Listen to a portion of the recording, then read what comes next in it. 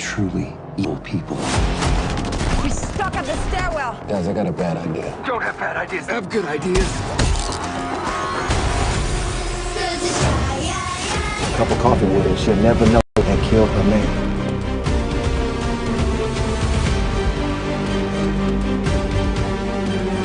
Don't kill me! Look, you in the trunk. Pretty much dead already. That's all right there. You sure? What is this madness, huh? There's carne asada. Check it out. Wow. Chef Big Dog up all night cook. Under Kisiwo Technical Training Institute, you get quality training under modern facilities, library, laboratory, playing ground on 011 0096 090 011 0096 090. You can also send your application to PO Box 657 Bungoma. You can write your email to info@kisiwotech.ac.ke. Kisiwo Technical Training Institute, a center of excellence in TVET research and innovations. I believe you should have something for entertainment. Yes, you should definitely spend something. I'm not saying it should be the priority, but dude, life is short. Do something with that money. It's something that you can come home, just kick your feet up like this and just press play. So yeah, settle your debts, invest in your future, and spoil yourself. What would you want to be? A business executive? A building and civil engineer? A hospitality, fashion or tourism practitioner? A social worker? Then walk into Navaholo Technical and Vocational College and start your journey to the career of your dreams. For more information, contact us on 0721 589977, 0721 589977, or you can email us to navaholotvc@gmail.com.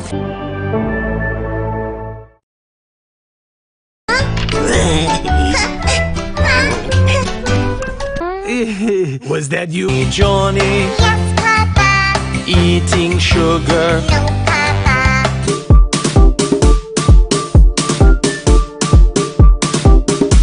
Because every dad should play an equal role in his baby's life, Pampers is giving 8 weeks of paternity leave to their new dads, hoping to inspire others to give Kenyan dads this opportunity. This will be the last time this will happen. Where is this coming from? Helena, if you touch me, Helena, Will you shut up? Dignesses are waiting for her at the church. She is no longer picking her calls. Where is she? I don't care if you greet me or not. Look, I have come to warn you. Olivia, I offered you a job. I'm tired.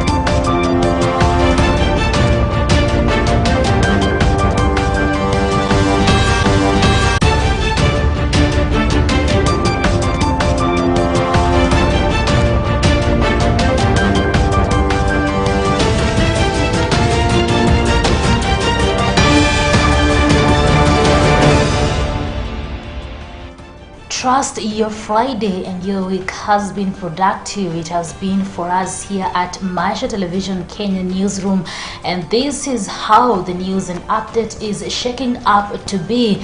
Tonight, Raila Kalonzo coalition name Azimio la Umoja One Kenya agreed finally after a push and pull that saw leaders allied to Raila maintain that the coalition name is Azimio la Umoja, while those of Kalonzo saying the outfit's name is Azimio One Kenya Alliance.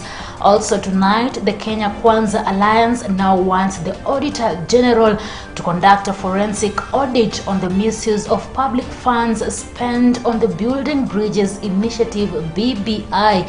Well, we have these and many more stories prepared for you tonight. And remember, we have 5 over 5 segment at the end of the bulletin. Make sure you don't miss out. Welcome to the authoritative, unbiased and incisive bulletin that comes to you every Monday to Friday at 8 p.m. and 9 a.m. and on weekends, that is Saturday and Sunday at 9 p.m. My name is Rida Karim Chabet.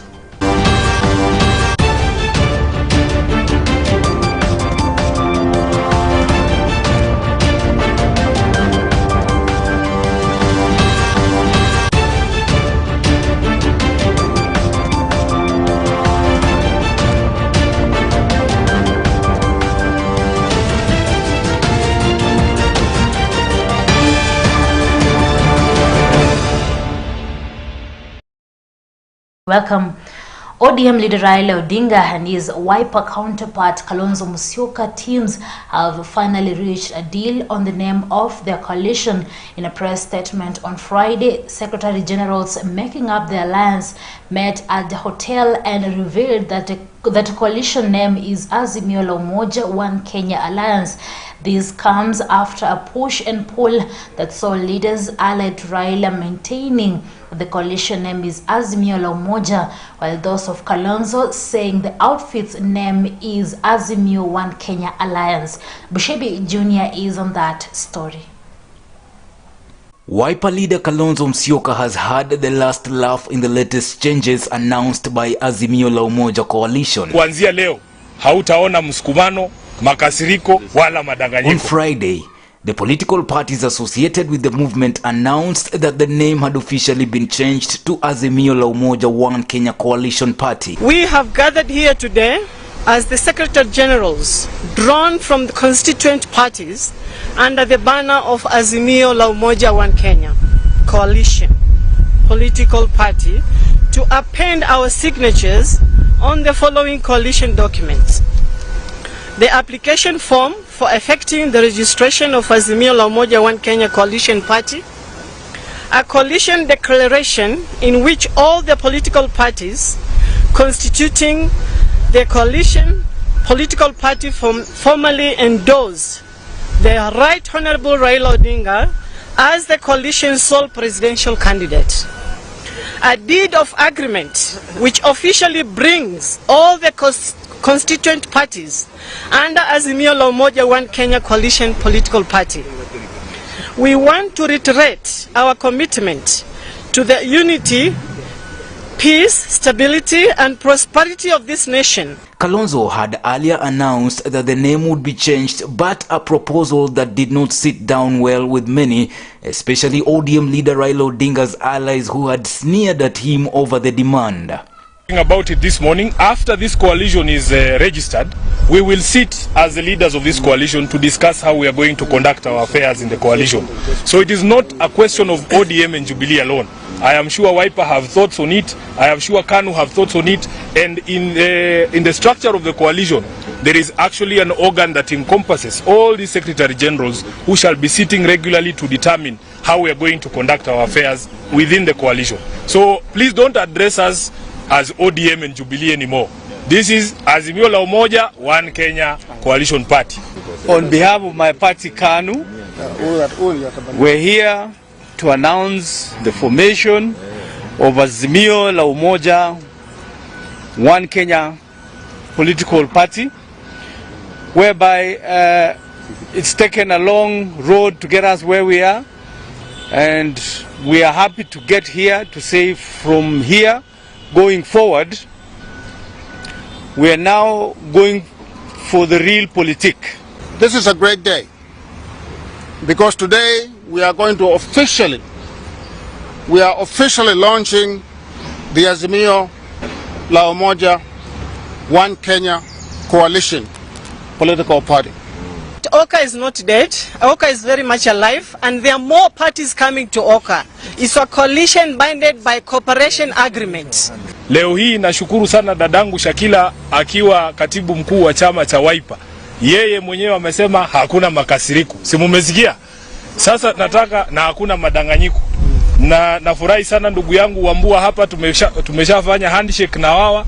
Tunaenda kutembea pamoja. Ukituona katika uwanja tutakuwa tunatembea mimi, Shakila na Wambua. Hiyo ndio squad yetu sasa kuanzia leo. They are the same parties that are signing this agreement today. The same parties that signed at KICC. So there's no difference. Let me just also say that of course now Kenya is a part of Azimio la Umoja One Kenya. The political parties in Azimio, this coalition political party, come as individual political parties, not as Oka. KANU came as KANU. As Secretary Generals of constituent parties signed the agreement, it emerged that the agreement between Azimio la Umoja Coalition Party and the more than 24 parties was not yet deposited at the Registrar of Political Parties. During the initial stages of the agreement between Oka and Azimio, confusion emerged on what document was actually signed between Musyoka and the Azimio la Umoja team. What was signed was Azimio Oka coalition. After he signed the deal to support Raila Odinga for president, Kalonzo maintained that what was signed was a cooperation deal between Azimio la Umoja Coalition and One Kenya Alliance to form a grand coalition dubbed Azimio One Kenya Alliance. Tutaendelea na muundo wa Azimio One Kenya na candidate wetu ni Raila Amolo Odinga. Ni hiki kikosi ambayo unakiona hapa mbele wanaongozwa na Mheshimiwa Rais Uhuru Kenyatta, kiongozi wetu Mheshimiwa Raila Odinga, viongozi wa One Kenya akiwemo Mheshimiwa Kalonzo Musyoka. During the launch of the new political outfit, KANU Secretary General Nick Salat stated that they have taken a long time to actualize this new deal, but they will be fully supporting Raila. The coalition will be having its first campaign in West Pokot. I want to welcome on behalf of Kenya Union Party, on behalf of Pokot Nation, on behalf of my party leader, Honorable Professor Lonyangapuo, we want to invite our next president, the 5th president. Kalonzo Musyoka will also be taking the lead role in Raila's campaigns with other principals after the formation of the Azimio One Kenya Coalition Party. Jubilee Party Secretary General Jeremiah Kioni announced that President Uhuru Kenyatta has been actively working with all parties involved to form the new outfit and push it to the level it has grown to. Kioni added that Uhuru was the crucial link and the principals involved are pushing for unity and prosperity of Kenya. Thanking His Excellency, the President of the Republic of Kenya, Uhuru Muigai Kenyatta, for having helped us together with the former Prime Minister to form this movement of Azimio and get it where we are today, where we have signed to the documents in agreement with what has been led, or the summary that has been led by the SG of Wiper, and say that the President has guided us by signing into the document, not because of what there is for any one of us or for any one of the parties, but because of what this document or this movement stands for Kenyans. This comes even as Azimio la Umoja Coalition presidential flag bearer Raila Odinga toured various areas in the vast Rift Valley region. Odinga started his visit in Elgeyo Marakwet County on Friday, where he attended the funeral of the late Men's Conference patron Jackson Kibor before addressing a rally at E10. the Orange Democratic Movement Party chief.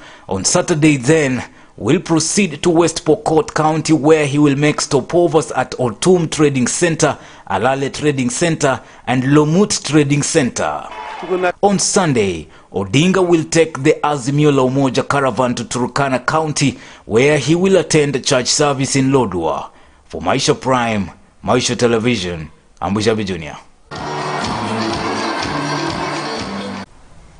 Thank you, Bushebi. And the Kenya Kwanza Alliance is now accusing the state of funding BBI activities in violation of the Public Finance Management Act in reaction to the ruling that delivered by the Supreme Court on Thursday that upheld the appellate court decision to impugn the BBI bill.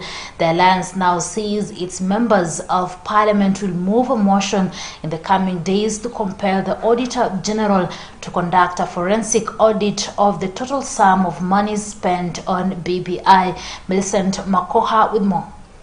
Kenya Kwanza leaders have lauded the Supreme Court ruling that declared the Constitution Amendment Bill 2020, popularly known as the Building Bridges Initiative, unconstitutional. The Supreme Court of Kenya, the apex court of the Republic of Kenya, under Article 163 of the Constitution, has on Thursday, March 31st, 2022, declared null and void the Constitution of Kenya Amendment Bill 2020. Speaking during a press conference, Amani National Congress leader Musalia Mudavadi described the ruling as a win for all Kenyans and a clear indication that it was time for the Azimio la Umoja presidential candidate Raila Odinga to be sent home. It is apparent that the people are the rightful masters of the cause.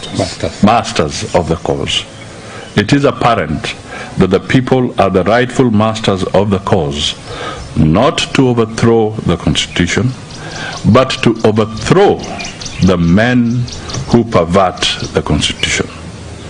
Time is nigh for the Kenyan people to send the Handshake Brothers home. In a press briefing attended by all Kenya Kwanza Alliance principals, including William Ruto of UDA and Moses Wetangula of Ford Kenya, Mudavadi laughed off at Odinga's banter that nobody can stop reggae, saying it was now time for economic revolution. It is clear that the handshake reggae has been stopped and time for the Kenyan people to be serenaded with the tunes of changing the economy, the tune encapsulated in the new dance, the dance to make Kenya a safe haven for all. The leaders pointed out that the move by the Supreme Court has saved the taxpayers an economic burden, as the implementation of the constitutional changes would have further dried up the public coffers. It is important to note that the BBI, as crafted,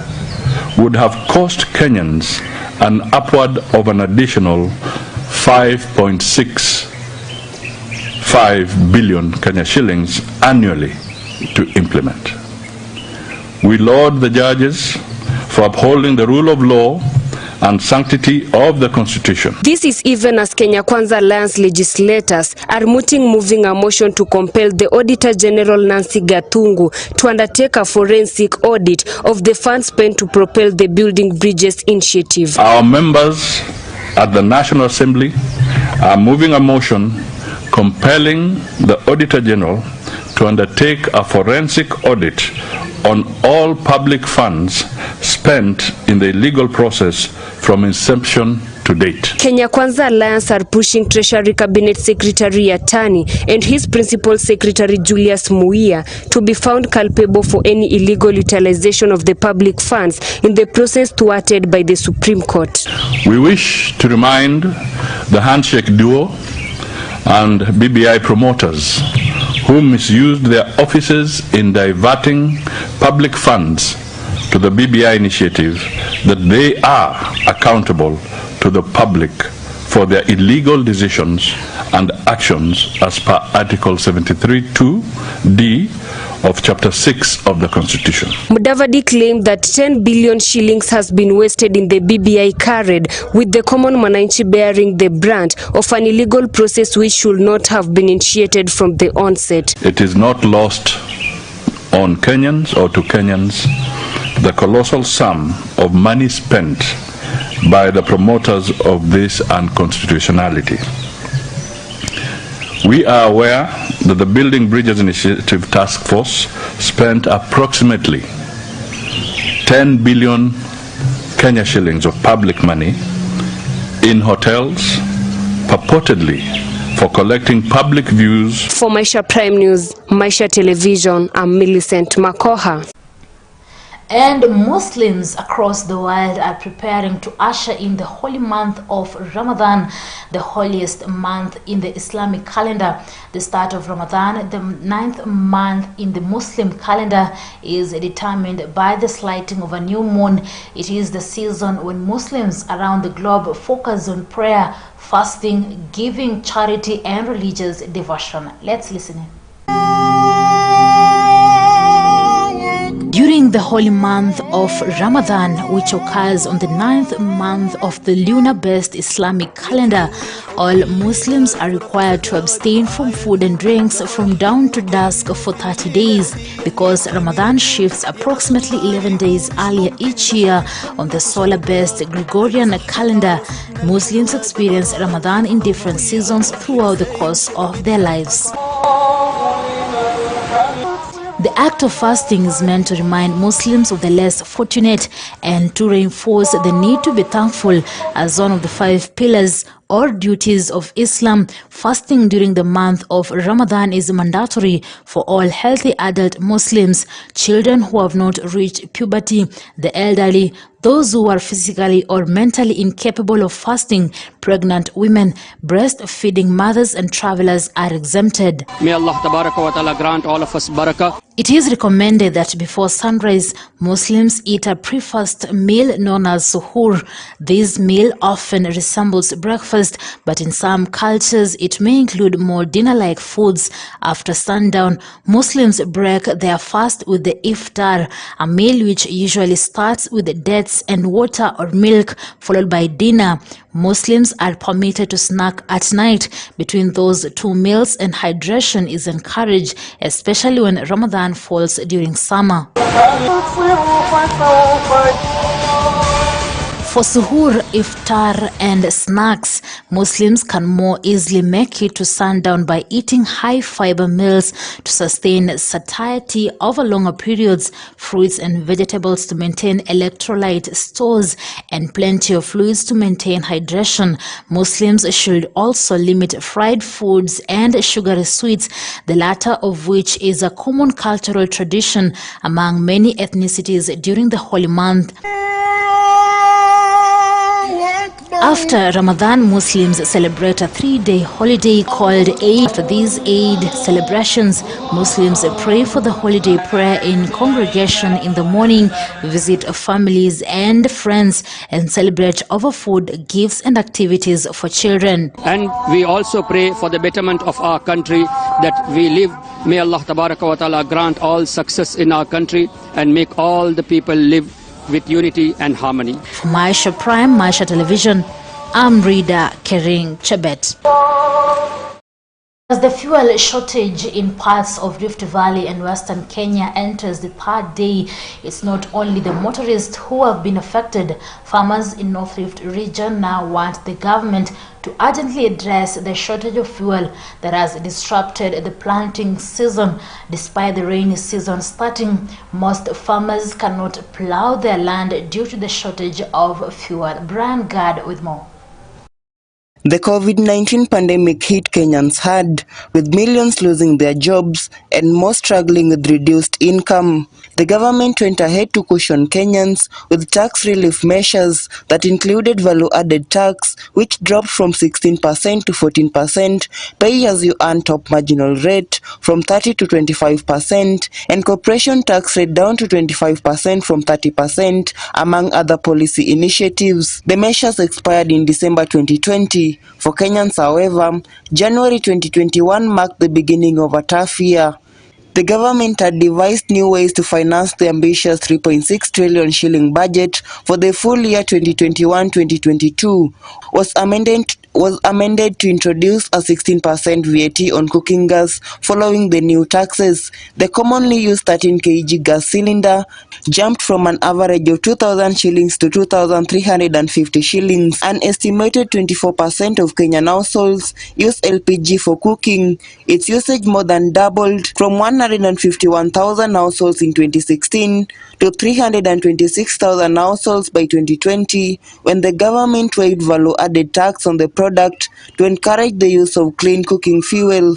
In March 2021, refilling a 13 kilogram cylinder cost 2,074 shillings. As of March 2022, an increase in the landed cost, the 16% VAT, and a 20% increase in flight charges led to a surge in prices, with a 13 kilogram cylinder now retailing at 3,300 shillings. Worsening the cost of living in the country is the rising crude oil prices and a weakening shilling that fell to as low as 114 shillings .80 against the dollar on Monday, leading to an increased landed cost of petroleum products in the country. The landed cost of a litre of petrol in March 2022 was 78.14 shillings, 77.97 shillings for diesel, and 71.61 for kerosene. However, the three products are retailing at 134 shillings and 72 cents, 115 shillings and 60 cents, and 103 shillings and 54 cents respectively. The government has been accused of increasing fuel prices through taxes, and Kenyans pay 9 taxes and levies. The taxes and duty increase an excise duty of 21 shillings 95 cents per litre of petrol and 11 shillings and 37 cents of a litre of diesel and kerosene. Consumers are also paying 18 shillings per litre of petrol and diesel as road maintenance levy, 5 shillings and 40 cents as petroleum development levy, and 25 cents per litre as petroleum regulatory levy. They are also paying 1 shilling and 49 cents per litre of petrol as the railway development levy, 18 shillings per litre of kerosene as anti-adulteration levy, and 3 cents per litre as merchant shipping levy. The import declaration fee takes 2 shillings and 61 cents per litre of petrol, while value-added tax is 9 shillings and 98 cents for petrol, 8 shillings and 56 cents for diesel, and 7 shillings and 67 cents for kerosene. Taxes and levies on a litre of petrol total 59 shillings and 71 cents, diesel 47 shillings and 73 cents, while those charged on kerosene add up to 39 shillings and 55 cents. The Kenya Association of Manufacturers (KAM) has voiced its concern over government tax policies. KAM says government is increasingly subjecting many raw materials and intermediate goods to taxation, thereby harming the export competitiveness of Kenya's manufacturing firms and impacting the cost of production. According to KAM's Regulatory Audit 2020, there is a double taxation in transport vehicles, branding charges, cold storage charges, sales on agricultural produce, and charges on flour products. To lower the cost of production, KAM has been lobbying Parliament to remove the 16% value-added tax on plants and machinery, saying this will have an immediate impact on the cost of consumables. In January, the manufacturers' lobby announced the cost of producing goods was to drop by between 2 shillings and 67 cents and 3 shillings and 64 cents per unit of electricity after the government slashed energy traffics by 15%. Manufacturers have in the past argued that a 40% reduction in energy costs would trigger a 20% drop in the prices of basic commodities like maize flour, cooking oil, bread, among others. However, this is likely to be a long shot. Maisha Television, Brian Gad. Controversial businessman Jackson Kibor was on Friday laid to rest at his home in Kabenes, Uasin Gishu County. Mzee Kibor died on Wednesday evening, March 16, 2022, while undergoing treatment at St. Luke's Hospital in Eldoret. Earlier, a woman and 2 men had moved to court seeking to stop the burial, claiming to be recognized as part of the family. Millicent Makoha with more. Jackson Kibor, a former and controversial politician, lay to rest on 1st April at his home in Kabenes, Uasin Gishu. Was a very good friend of mine, but we had almost the same personality because most of the time we disagreed. When we are discussing politics, he will come and ask me, what is the world saying? What are people saying over there? Because he knew very well that I loved politics. So, my dad, we've been friends in a different way, in our own special way. He could call me and ask me, how is your work? How is your business? And I tell him how it is. And of course, he'll advise me where I need to be advised. That's why I'm going to miss him very much. We are a large family, and we are saying, as family, we need to be one. From the time he passed on, we have really been together for the very first time in very, very many years. Those who have been out of the country, some we've stayed like 20 years apart. But we came here and we have shown each other love. His body was removed from Eldoret morgue on Thursday ahead of the burial. Kibor was a staunch supporter of Raila, whom he said he had worked hard and should be given a chance to lead, even as a ceremonial president. Born at Lelmoko in Nandi County to very poor parents, Kibor was orphaned after his parents died when he was barely aged 5. He dropped out of school in 1957 in Standard 5 because he could not pay 1 shilling 50 cents per year to continue with his studies. He was a herds boy, farmhand and driver. In 1981, Kibor was elected chairman of the Warren County Council covering current Uasin Gishu County. During his 3-year tenure, he became one of the richest men in the country. We've talked about his wives, 3 of them. Mothers, as a recent widow, you'll go through a hard time, but be assured time heals. And thank you for being there for me. And Dad was there for me when my husband passed away because he called me and I was having a hard time with my in-laws. And he told me, Mine, menyo nega kigoningo. And I felt assured that I have a place to go no matter how hard things get. Chache ambaye wametumba rambirambi. Some of them are watching us live from Australia and the USA. Those are wale watu wa BBI walikuja na fujo na kiburi, wakasema watatutajia polepole hata kama ni kunini, tupende tusipende mpaka iteremke. High Court ikasema hiyo BBI ni null and void. Bado wako na kiburi, wakaenda na hiyo kiburi yao hiyo na vichwa kubwa na matumbo kubwa, wakaenda kwa Court of Appeal. Court of Appeal ikasema null and void. Mtu mwenye kiburi ni mwenye kiburi tu. Wewe ukikuwa mchawi ya kukimbia usiku, hata kama uko kwa wako ikifika saa 6 ya usiku, unatoka nje mbio unakimbia, sababu hiyo ni tabia yako. Wakaenda Supreme Court jana imesema null and void.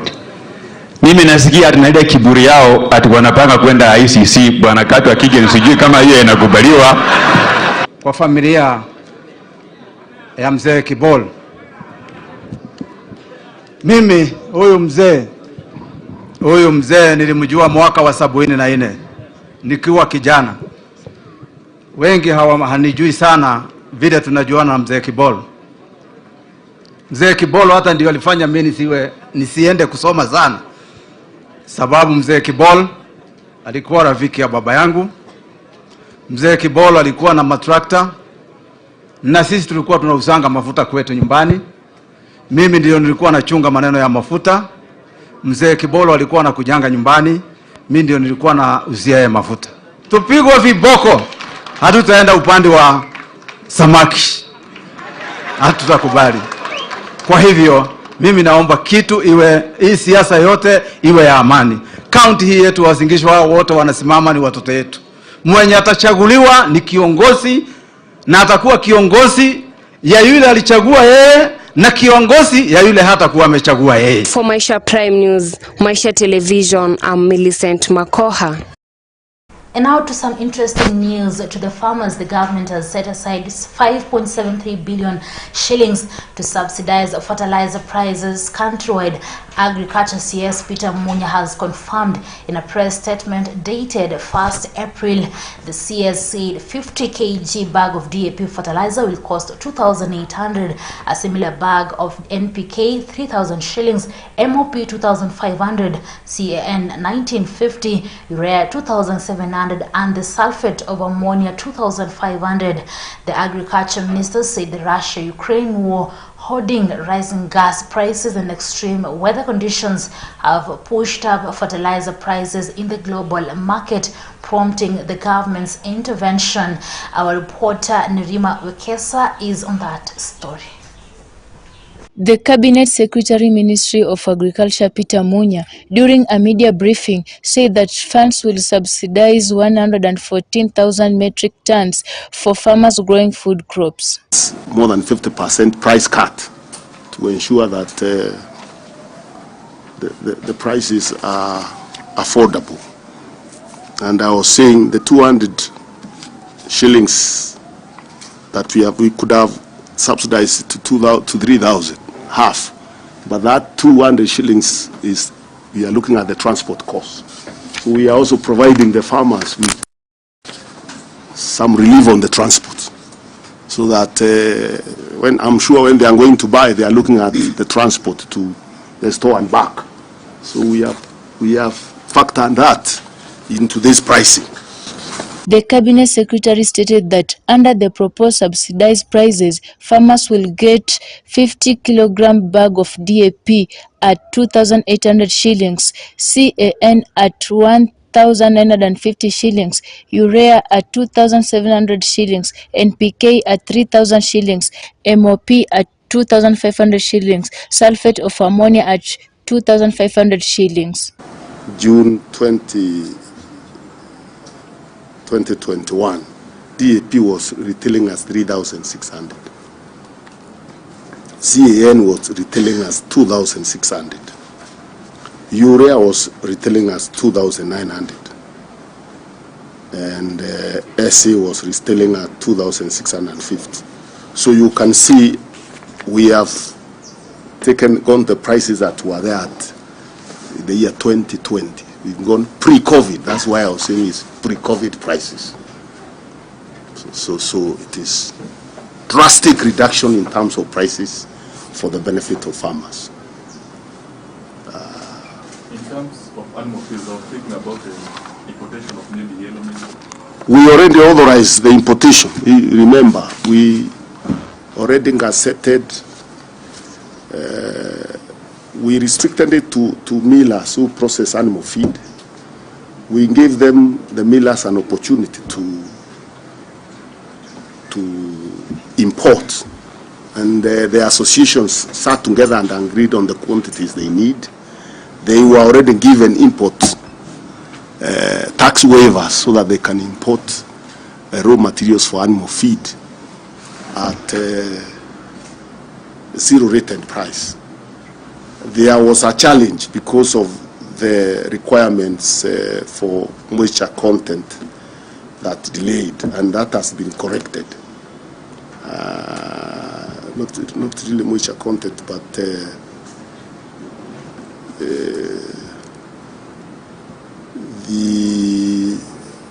GMO content, because there are certain requirements that the content be at certain level, which was making it difficult for them to import. That has been corrected, and they will be able to import yellow maize now, strictly for processing animal feed. The Cabinet Secretary said increased buying of fertilizer also led to competition for shipping, thus increasing the rates for bulky and container cargo to higher levels. Across the country. So we are asking farmers to take advantage of that, this subsidy, and go back to farming. Those who have not prepared their fields to quickly do the preparations now. For Maisha Prime News, Maisha Television, I'm Nerima Wekesa. Alright, folks, with that story, I'm taking a short commercial break. Maisha Prime News will be back shortly. Stay tuned.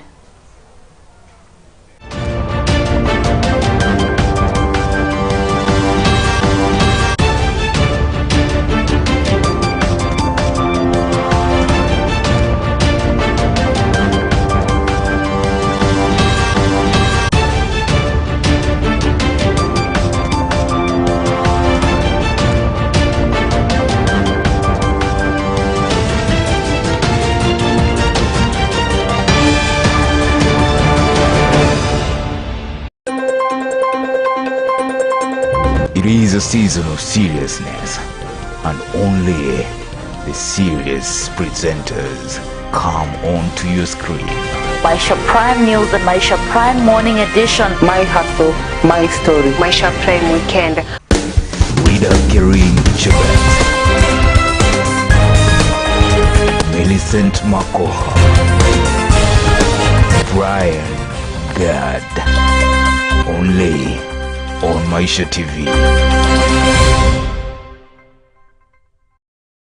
Gospel Believers Fellowship Bible College, located in Bungoma at Gospel Believers Fellowship Church next to Huduma Center, invites you to take courses in Bible studies. The Bible College offers 57 basic Bible courses, with every class filled with transformational truth, with a focus on growth and development in academic smarts. Gospel Believers Fellowship Bible College is a non-denominational college that helps in your understanding of the scriptures. We have 54 courses that we carry out to our students. Tuko na diploma level 1 na diploma level 2. We have morning classes at 10 a.m. and evening classes at 3 p.m. Tangu nianze sikujua ministry gift ni nini. Sasa nimejua. The college is in collaboration with International Victory Bible Institute IVBI in Oklahoma in USA and runs 3 semesters per year. The courses are designed for anyone who wants a focused, organized and thorough study of the Bible. Our mission is to equip people to practice the kingdom way of life and become mature disciples of Christ. Kwa majina ni Patrick Wanyonyi Wasike, ni mwanafunzi wa theology katika shule hii. Mwanafunzi anapojiunga na chuo cha Biblia analipia tu production ya vitabu, kwa sababu tunafanya kitabu kimoja shilingi 200 na tuition fee tunafanya shilingi 1000 per semester, yani katika msimu mmoja wa kusoma. Mafundisho haya ni si ya dini moja. Ni mafundisho ambayo katika kimombo tunasema it is interdenominational. Welcome to Gospel Believers Fellowship Bible College. Contact us today 0724-039-828, 0724-039-828, or you can visit our offices at Gospel Believers Fellowship Headquarters Church next to Bungoma Huduma Center. Gospel Believers Fellowship Bible College, teaching you to know Christ. Kisiwa Technical Training Institute is a leading technical training institute committed to offering high-quality education in the process, produce highly skilled, knowledgeable and responsible graduates in the field of engineering, science and technology. We provide high-quality education in Kenya and beyond, offered by a dedicated team of lecturers for globally competitive skills in TVET, innovations and research solutions for socio-economic prosperity. You can apply for a diploma or a certificate course in electrical engineering, information and communication technology, social work and community development, agriculture and agricultural engineering, hospitality and institutional management, building and civil engineering, business studies, secretarial studies, among many. We offer both online learning and blended learning through e-learning. The institute does not charge any fee for admission application forms. Apply now. Kisiwa Technical Training Institute is located in Kabuchai in Bungoma County. Under Kisiwa Technical Training Institute, you get quality training under modern facilities, library, laboratory, playing grounds and courts. Once you enroll with us, you are assured of out of the total fees for the year 56,420, The government is going to pay for you 30,000 shillings. For more information, contact us on 011 00 96 090 011 00 96 090. You can also send your application to PO Box 657 Bungoma. You can write your email to info@kisiwatech.ac.ke. Kisiwa Technical Training Institute, a center of excellence in TVET research and innovations. Are you looking for a reputable technical institution to enhance your technical skills? Look no further. Kongoni Technical and Vocational College is an approved technical training institute by TVETA, a college committed to providing you with quality programs and services that will enhance and enrich your technical hands-on skills to meet societal needs. It is a top-rated technical and vocational college in provision of training, innovation, and action research in Kenya and beyond. We provide quality technical vocational training and research in collaboration with stakeholders to produce highly skilled and innovative human resource. We offer certificate in general agriculture, diploma in entrepreneurial agriculture, diploma in general agriculture, artisan in storekeeping, certificate in computerized secretarial, certificate in supply chain management, certified in information studies, certified public accountant, diploma in accounting, diploma in supply chain management, certificate in ICT, diploma in ICT, certificate in welding and fabrication, diploma in welding and fabrication, certificate in hairdressing and beauty, diploma in fashion design and clothing, certificate in fashion design and clothing, among many. Kongoni Technical and Vocational College is located in Likuyani Sub-County of Kakamega County, next to Likuyani Sub-County headquarters along Kitale Eldoret Road. For more information, contact us on 0721927458 or 0712114908. You can also send your application to PO Box 4530-205 Matunda or write to us on email to kongonitvc@gmail.com. Kongoni Technical and Vocational College, technology and innovation to meet societal needs.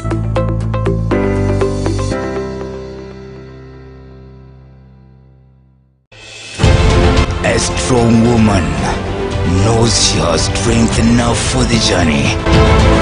But a woman of strength knows it is in the journey where she will become strong. Join Irene Mumbo Bushebi and Rita Kering on Prime Women Talk every Wednesday from 8 p.m. exclusive to MTV. What would you want to be? A business executive? A building and civil engineer? A hospitality, fashion or tourism practitioner? A social worker? Then walk into Navaholo Technical and Vocational College and start your journey to the career of your dreams. We offer certificate and diploma courses from recognized examination bodies. Navaholo TVC has shown clearly in terms of performance academically, where all students who sat for exams in civil engineering and building technology passed, proving that it is actually a center of excellence in building and civil engineering. If you want to get your career going, then Navaholo TVC is the right place for you. You can apply for diploma or certificate course in building and civil engineering, electrical engineering, music studies, information and communication technology, social work and community development, agriculture and agricultural engineering, hospitality and institutional management, business studies, secretarial studies, among many. Apply now. Navaholo Technical and Vocational College is located in Bunyala Central Location, Navaholo Sub-County in Kakamega County. At Navaholo Technical and Vocational College, we also have computer laboratory, land survey room, library space, and administration offices. For more information, contact us on 0721 589977, 0721 589977, or you can email us to navahollotvc@gmail.com or info@navahollotvc.sc.ke Kakamega, or visit our website www.navahollotvc.sc.ke. Navaholo Technical and Vocational College, Center of Excellence in Building and Civil Engineering.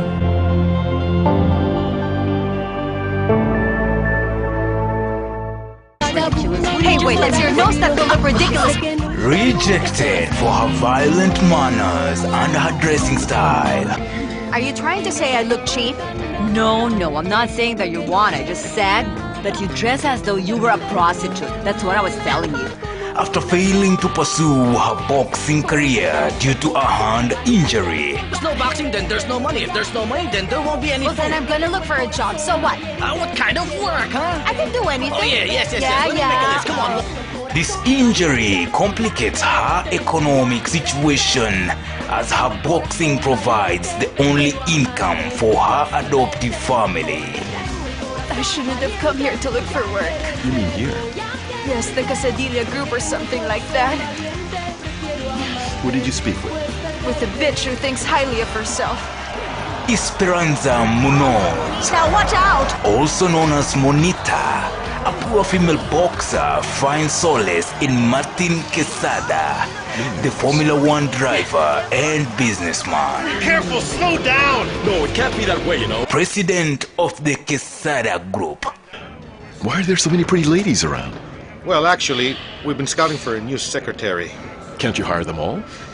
When he sees Esperanza crying in the streets and hires her as her personal assistant.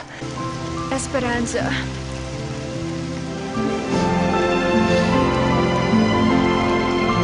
Don't miss the drama. Let go of me! Let go of me! The love, the intrigues on the soap opera Sos Mi Vida. You are the one. Every day at 6 p.m. Only on Maisha TV.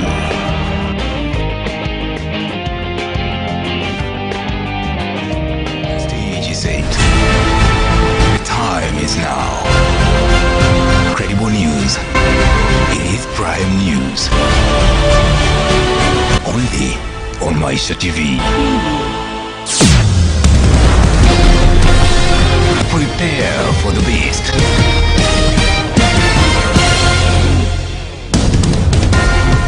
Informative. Authoritative. Unbiased. Welcome to Maisha News.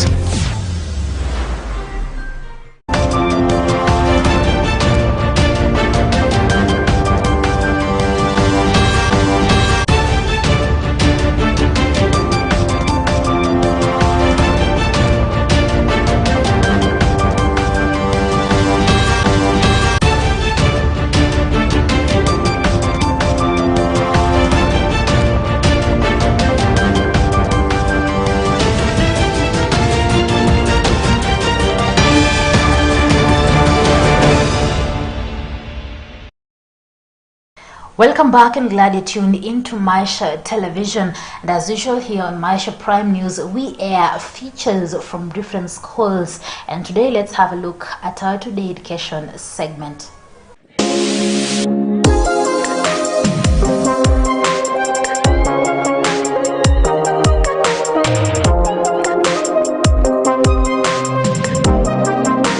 Heartfelt wishes to you for passing exam. You have won over our expectations and we are proud of your achievements.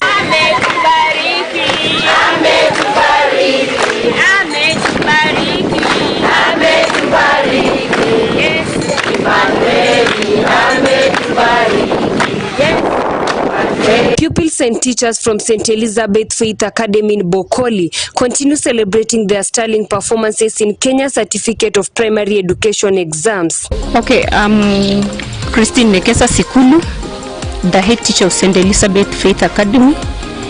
It's an academy that is found in Webuye West sub-county in Bokoli ward.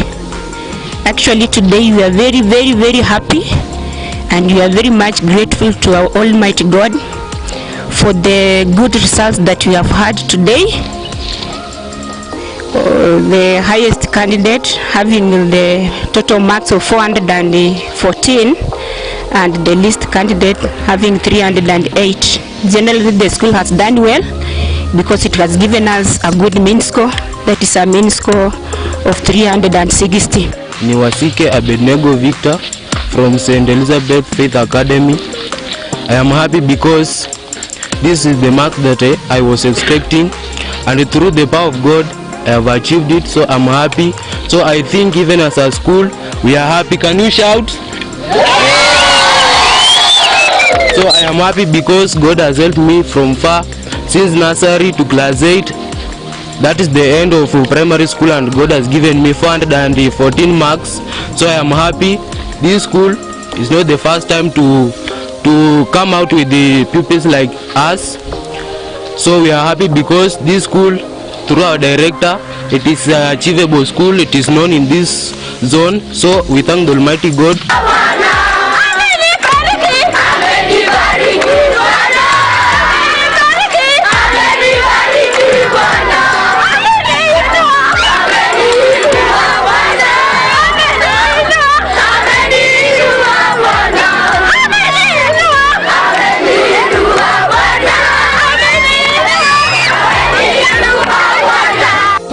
Naitwa Wendy na nilipata 391 na nitaka kuwa surgeon doctor. Mimi sikutarajia kwamba atapata hiyo marks. Bwana asifiwe. Lakini kupitia kwa uwepo wa Mungu, nimefurahi, sijui niambiaje Mungu. Bwana asifiwe. Kwa yale ambao amepitia kwa mtoto wangu pia na walimu yake, naendelea tu kumrudishia shukrani kisema ni asante walimu, kwa sababu bila nyinyi mtoto wangu angepata hiyo marks. Bwana asifiwe. My name is Josephine Tunduli, a parent to Edgar Wekesa Nahisa. I just feel proud because of the boy, the marks that he has got. For the far he has come, I just thank God that let him just continue with that spirit, and in future his dreams will come out automatically. And I also thank the school management for the support they have been giving him. For Maisha Education segment, Maisha Television, I'm Millicent Makoha.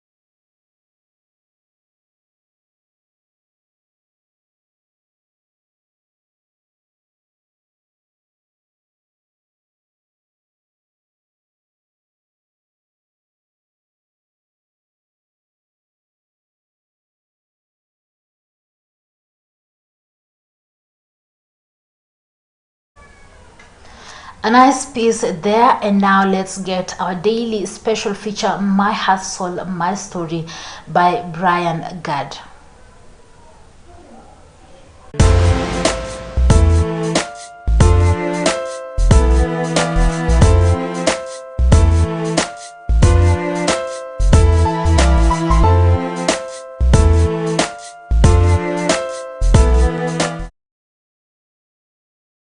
Starting a cyber cafe business is a profitable venture in Kenya. The demand for information has been on the rise with the rise in technology. This has necessitated the establishment of cyber cafes where people can browse the internet, type, print and photocopy documents. Cyber cafe services in Kenya are increasingly in demand with the increase in business activities. As Benson of Aluta Brands narrate, running a cyber cafe requires a good business plan. Tunafanya kazi ya branding. As you can see, we deal with anything to do with the branding. Tuna print na t-shirt, tuna print vikombe, tuna print pia mabanners, business cards, flyers, brochures, posters, reflectors. For the name Aluta, like hiyo ni jina tulianza nayo high school. Watu walikuwa wamezoea kuniita hivyo because it really encourages me, because ukiangalia the real meaning of the word Aluta continua inamaanisha you don't give up with whatever you are doing. So like ndio ili motivate nikaona kwamba nianze hii biashara, because personally huwa si give up when nimeanzisha kitu fulani. Yeah, so hiyo ndio ilifanya nikaanzisha hii biashara ikajiita Aluta Brands. Benson's core intent for the business has been to hire people responsible, trustworthy, and with knowledge about cyber cafe operations. Most cyber cafe business owners face challenges by employing people who steal from them. I've always been passionate about maybe starting a business that can help create more employment opportunities. It's my pleasure when I see someone earning a living through my enterprise. And also I just have a lot of passion in branding and printing. I think the passion in nikaanza. So far I have about 6 people who are earning directly. Then I also have about 3 other. Then we also have another business in Kebbi University inajiita Aluta Brand Salon and Kinyozi. So huko ni salon, ni kinyozi, then bado kuna BS PlayStation. Na pia mamovie, so niko na watu 4 wenye wananisaidia kazi huko. With just 2 computers for a start, Benson has taken his branding venture to an all-new level. He offers services such as typing and printing, photocopying, browsing internet, online applications, and graphic design. We're really struggling with the space, but I think we know how we arrange ourselves. Like we have the graphic design department. Yenye at first tulikuwa tunaifanya somewhere hapa chini, but nikatengeza kitu kama gorofa, so that graphic department ikapanda huko juu, so inatusaidia ku save space. Then movie department iko na place yake tu huko kwa kona. Then hapa ni reception. Okay, anything to do with cyber services tunakujenga hapa. Then browsing hapa. But we have plans to move to a bigger office, and maybe mwezi wa 5 plans are underway.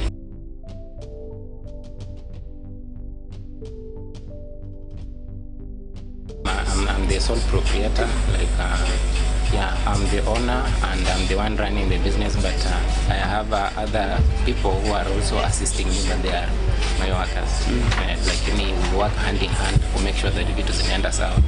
And about management, we also have plans to maybe to digitize, to make sure that kila kitu kuna system inakuwa designed size, so that make sure that everything yenye inafanyika we can monitor it through the system.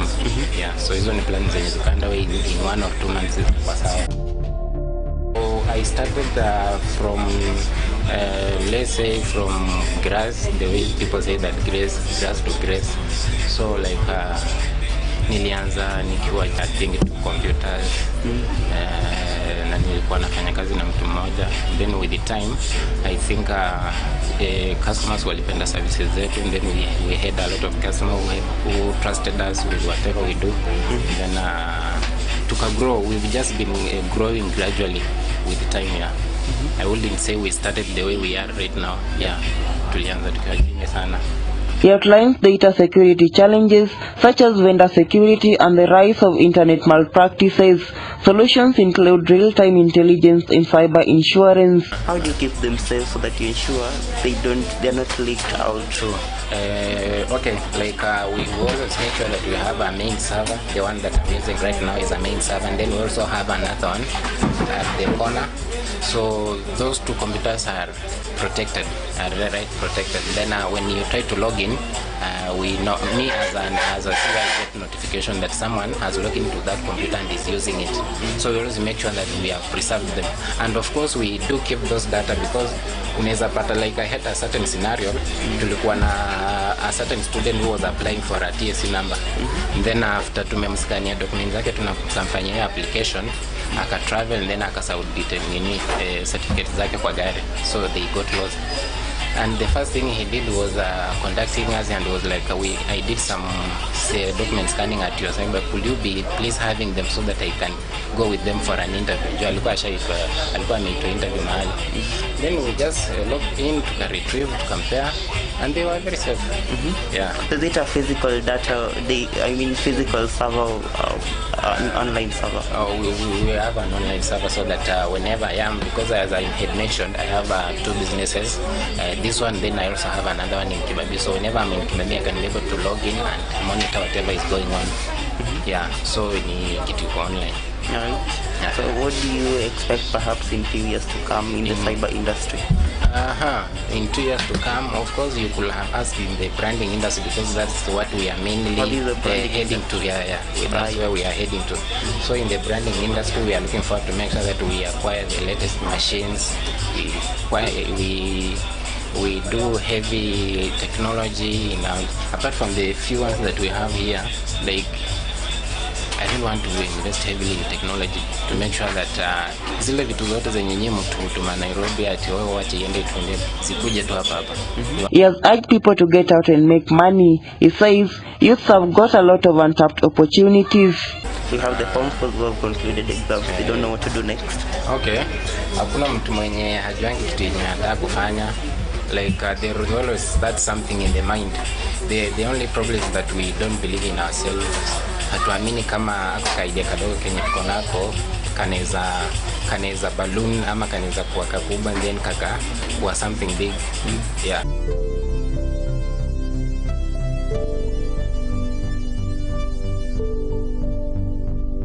So like whatever it is that you are thinking about, hata kama ni kuuza njugu, like it's something that unaweza invest in na ikakuwa a big business. Yeah. So go for it. Whatever it is that you have, just go for it. Yeah.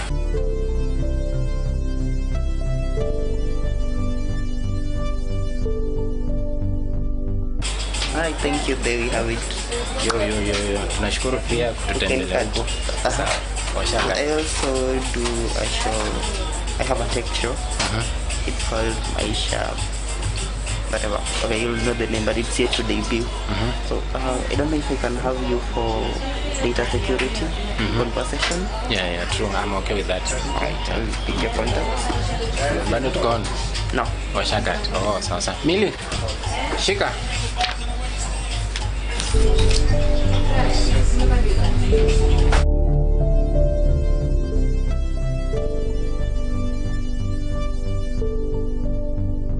Want to bring the services home at an affordable price, same quality. Yeah. So do you feel that the government has done much to grant small businesses? 50%. 50%. There is still room for improvement. Okay, funds ukiangalia kwa news and all that huwa natuambia funds ziko lakini vijana ndio hawaendei. But the moment una collect documents zako unaenda kuomba hizo funds za ku-release, unaambia story mingi mara unafaa kuwa umetransact for more than 1 year. Unafaa kuwa transaction yako inafaa ikuwa at least tuseme 500M and above. So unaona inakuwa tricky kwa man kama mimi mwenye na struggle. Unaona? So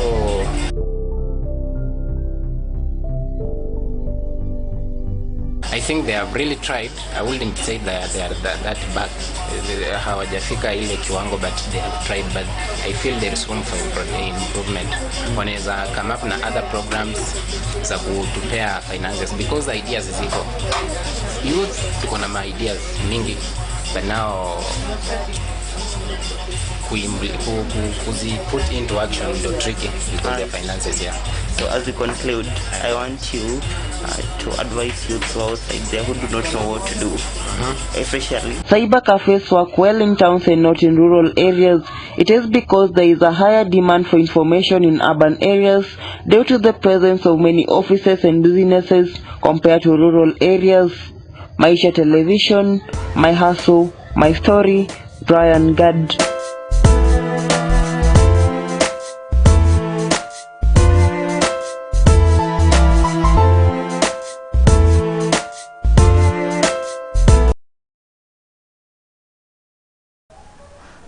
Today on our 505 segment, let's see why the Supreme Court nullified the Constitutional Amendment Bill 2020, dubbed the Building Bridges Initiative BBI.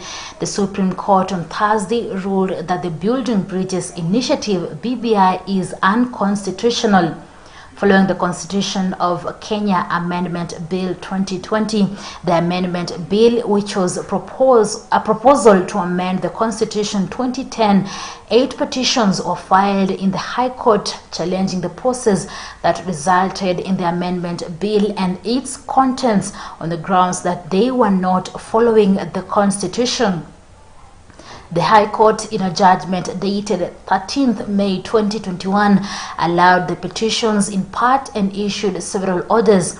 Thereafter, appeals were filed in the Court of Appeal, and by a judgment dated 20th August 2021, the Court of Appeal set aside some of the orders of the High Court.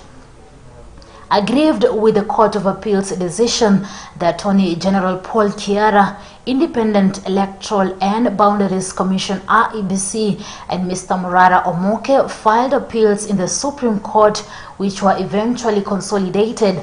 The consolidated appeals were asking the Supreme Court to interpret the provisions of Chapter 16, Articles 255 and 257 of the Constitution, which provides for how the Constitution can be amended and determined whether the Court of Appeal's judgment was sound in law.